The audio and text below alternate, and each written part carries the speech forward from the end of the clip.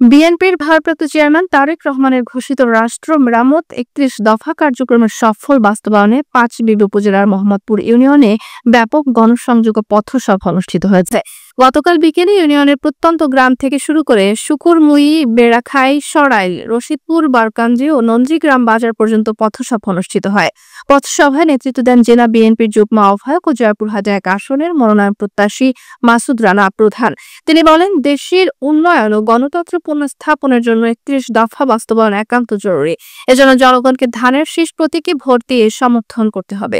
পথসভায় উপস্থিত ছিলেন পাঁচবিবি উপজেলা বিএনপির সভাপতি আলহাজ সাইফুল ইসলাম ডালিম, সাধারণ সম্পাদক আব্দুল হান্নান চৌধুরী, বীর মুক্তিযোদ্ধা জহুরুল আলম তরফদার রুকু, সাংগঠনিক সম্পাদক মোহাম্মদ রেজাউল করিম মাস্টার, পৌর বিএনপির আহ্বায়ক অধ্যক্ষ আবুল ওস্তাদ মন্ডল হেল, মোহাম্মদপুর ইউনিয়ন বিএনপির সভাপতি আইনুল হক মান্ডুর, সাধারণ সম্পাদক ফারুক হোসেন, ইউনিয়ন কৃষক দলের আহ্বায়ক কাজী আনিসুর রহমান, যুবনেতা মোহাম্মদ আনিসুর রহমান আনিস, থানা ছাত্র দলের সভাপতি ফয়সাল হোসেন আপেল, মোহাম্মদপুর ইউনিয়ন ছাত্র দলের সভাপতি আব্দুল্লাহ আল ফারুক সহ অন্যান্য নেতাকর্মীরা।